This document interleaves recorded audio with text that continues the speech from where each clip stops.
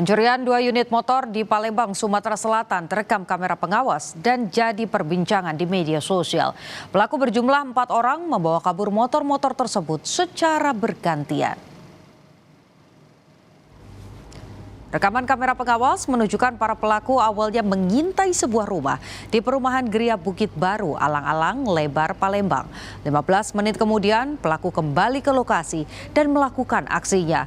Satu persatu motor kemudian diangkat dari halaman rumah keluar pagar.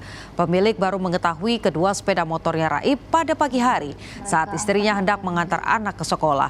Selain motor, dompet beserta sejumlah uang yang berada di dalam jok motor tersebut ikut hilang. Peristiwa ini sudah dilaporkan korban ke Polda Sumsel.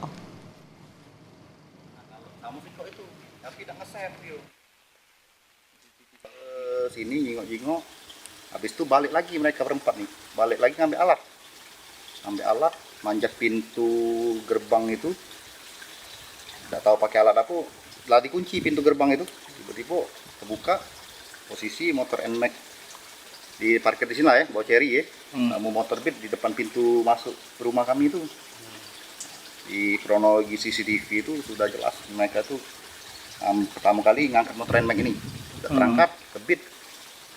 Lewat Beat, sudah keluar Beat itu. Padahal 2 motor itu digembok galau. Nah, 2 motor digembok cakram.